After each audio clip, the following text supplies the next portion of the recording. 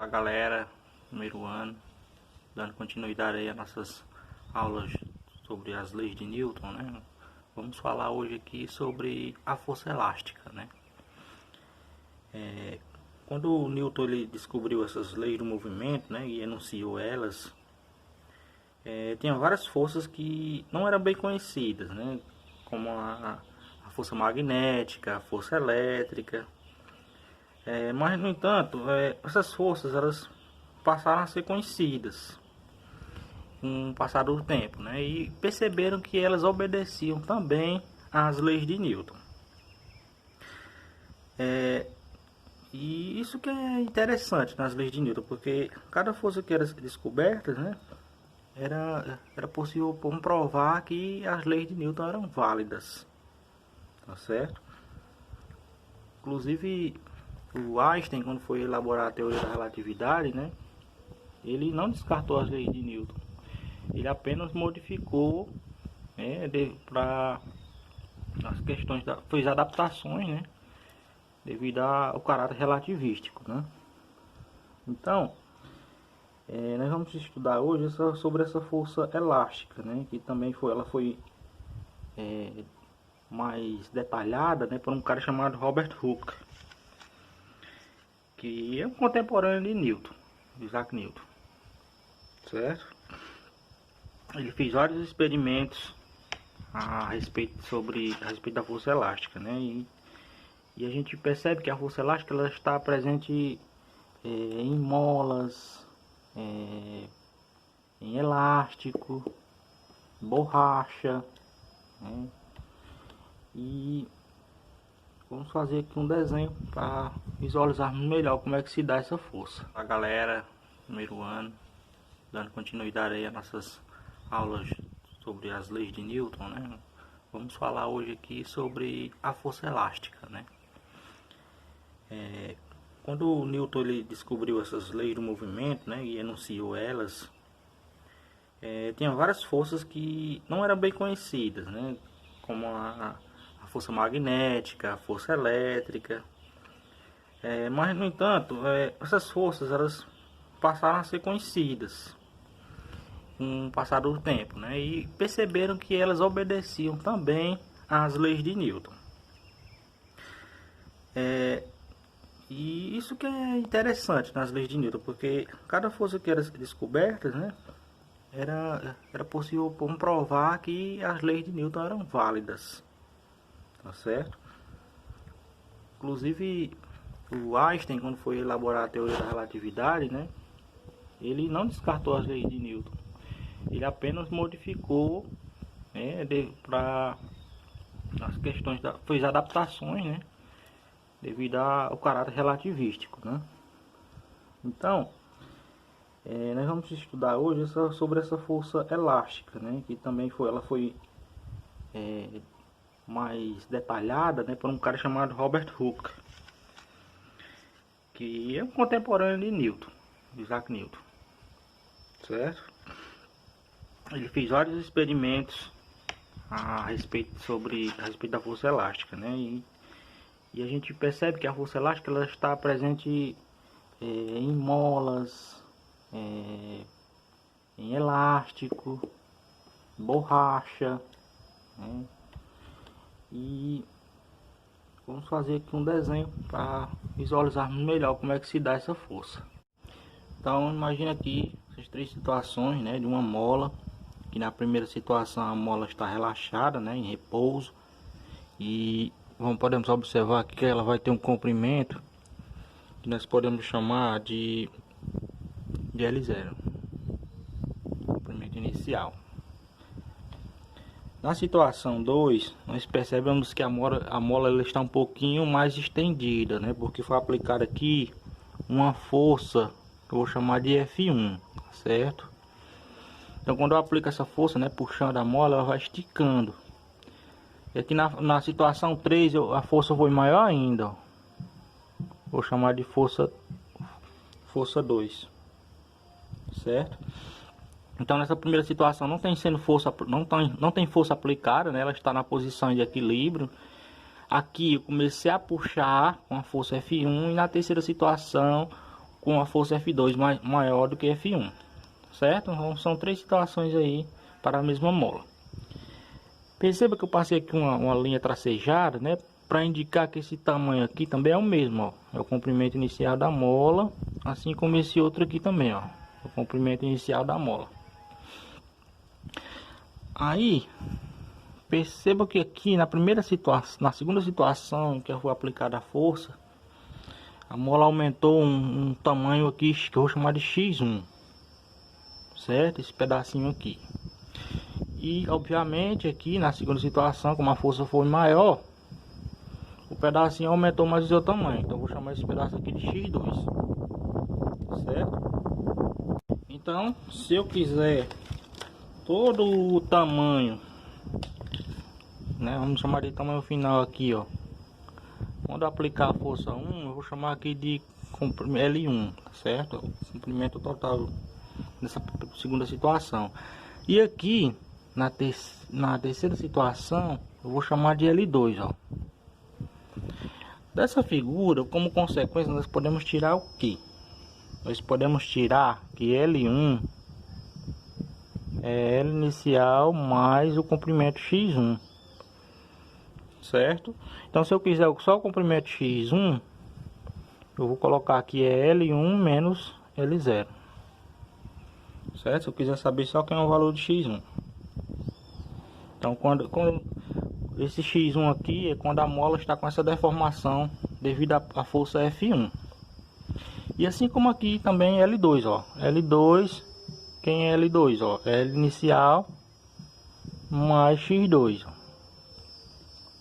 Dessa forma, se eu quiser o X2, vai ser L2 menos L0. Então, eu posso extrair também o valor dessa deformação aí. Beleza? Aí, o que foi que Hooke percebeu, né? Ele percebeu que se eu pegasse a força F1 e dividisse pelo comprimento X1, né? Se eu pegasse essa força que eu apliquei aqui, ó, puxando a mola, e dividisse pelo tamanho da deformação que ela fez, e continuasse fazendo isso para a segunda situação, ó, se eu pegasse a força 2 e dividisse pelo comprimento da deformação X2, qualquer situação, quanto maior fosse a força aplicando, puxando a mola, essa razão aqui ia ser sempre constante, ó. Se eu pegasse isso aqui, ó, essa razão aqui, ela ia ser sempre constante.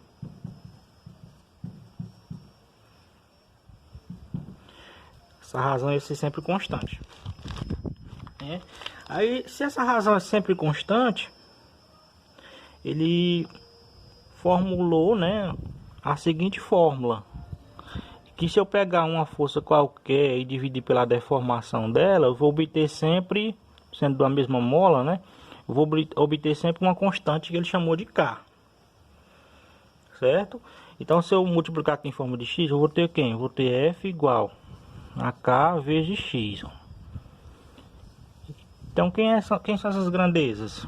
F é a força aplicada na mola, né, que ela é medida em newtons. O X é a deformação da mola, quanto ela aumentou, né, esticou, é a deformação da mola. E o K, que é a constante aí de referência, gente, esse K a gente chama de constante da mola. Constante da mola. O constante de elasticidade, né? Se for um barbão, um elástico, né? Uma borracha, né? Cada material tem a sua constante, né? Então isso é característica do próprio material, vai depender do tipo de material. Então, para a mesma mola eu tenho sempre a mesma constante, mesmo que eu tenha aplicado forças diferentes, porque vai ter deformações diferentes. Então a gente viu que essa razão entre a força e a deformação vai dar sempre uma constante de mesmo valor, certo? Então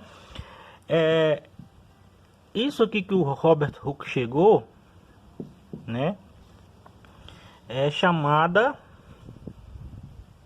de lei de Hooke. Lei de Hooke. É do incrível Hooke, não, é de Robert Hooke. Então essa é a lei de Hooke. Sempre que você tiver um problema envolvendo aí coisas elásticas, né, você vai tratar usando essa fórmula, que é força igual a K vezes X. Força é a que você vai aplicar na mola, o X é quanto a mola vai deformar, né, sair da sua posição de equilíbrio. O K é a constante da mola. Essa deformação, geralmente, a gente mede ela em metros. E a constante da mola é Newton por metro. Certo? Então, cada unidade dela, né? Força em newtons. O X, que a deformação é medida em metros. E a constante K é medida em Newton por metro. Tá certo? Então, gente, sobre a constante elástica é só isso, né? E agora a gente vai para alguns exemplos. Até de passar para os exercícios, né, comentados, é uma coisa interessante que a gente vê que o comportamento da mola em função da deformação a gente pode representar por uma função, né? E nós vimos que a fórmula é F igual a K vezes X, né? Isso aqui nada mais é, né, do que uma função de primeiro grau, uma função afim, tá certo? Então o gráfico dessa função aqui é uma reta. Então, para uma deformação x1, nós temos uma força F1. Para uma deformação x2, foi devido a uma força F2.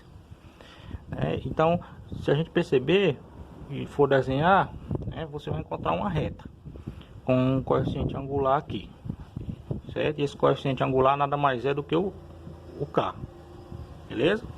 Então, questões que envolvam o gráfico, né, do comportamento de uma mola com a força, você pode resolver não só pela lei de Hooke, mas também usando matemática, né? Uma função de primeiro grau, beleza? Por que eu digo que essa equação ela é uma função de primeiro grau, né? Porque nós sabemos que a equação de primeiro grau é do tipo f de x igual a x mais b, não é isso? No caso, quando o valor de b é zero, né, nós temos f de x igual a ax. Esse A aqui é o coeficiente angular, que no caso aqui é o valor de K, que é a constante da mola, certo? Outra coisa, se eu tenho uma mola e eu quero aplicar aqui uma força F1, tanto faz eu puxar como eu colocar aqui um peso, concorda? Pode colocar aqui um peso de massa M. Então, no caso, a força que vai puxar aqui, né, por exemplo, se eu chamar de força F1, vai ser o peso 1, que é a massa do bloco e a aceleração da gravidade, né, quando ela estiver assim suspensa, né? Beleza? Bem, vamos lá, o primeiro exemplo aqui, né? Diz o seguinte: a figura representa uma mola ideal presa a um suporte S, cujo comprimento, quando não deformada, é 1,6 metros. Pendura-se então na extremidade inferior da mola um bloco de massa 1,2 kg, de modo que na posição de equilíbrio o novo comprimento da mola é 1,9 metros. Supondo G igual a 10 metros por segundo ao quadrado, né, aceleração da gravidade, calcule a constante elástica dessa mola. Então a situação é o seguinte: nós temos uma mola aqui que no seu estado natural, né, o seu repouso, ela tem 1,6 metros de comprimento. Depois que é colocado um peso nela, né, aqui na figura 2, ela passa a ter um comprimento aqui, ó, de 1,9 metros, como disse na questão, né? Então o que vai acontecer? Nós vamos calcular aqui a deformação que aconteceu aqui, ó, essa deformaçãozinha aqui que a gente chama de x, ó. Então de cara nós podemos perceber que o x, ele nada mais é do que o L final, né? Após estar suspenso aqui, ó, menos o comprimento inicial.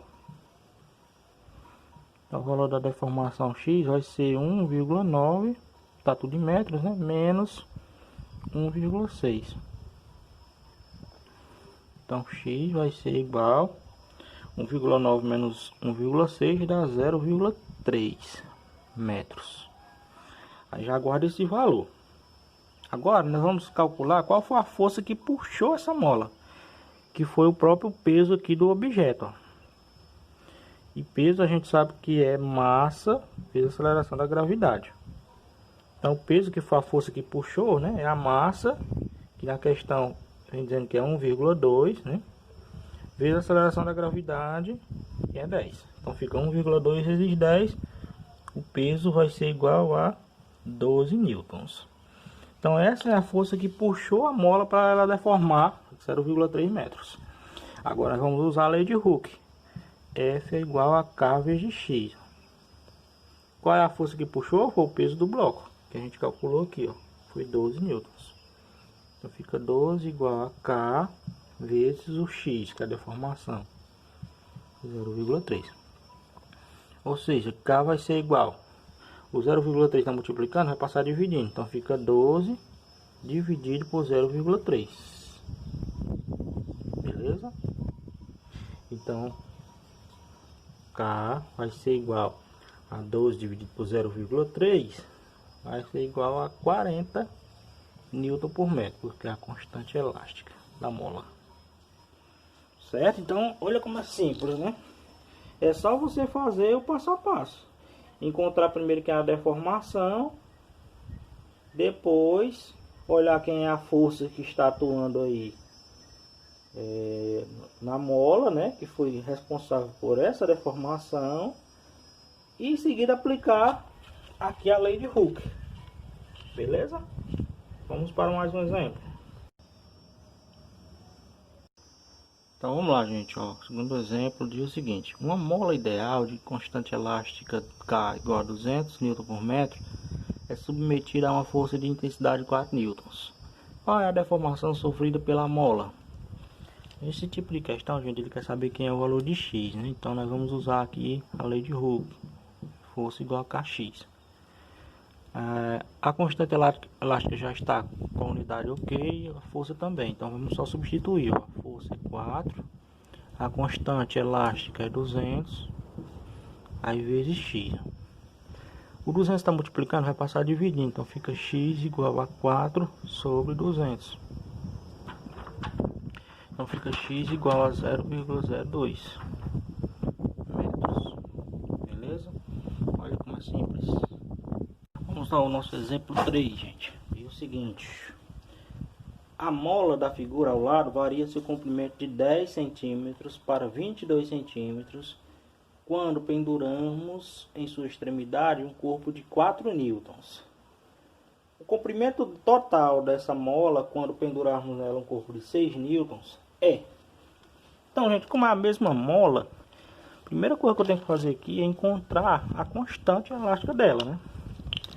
Ou seja, F igual a K vezes X. Encontrar quem é o K. Nós já temos aqui o valor do comprimento dela, né?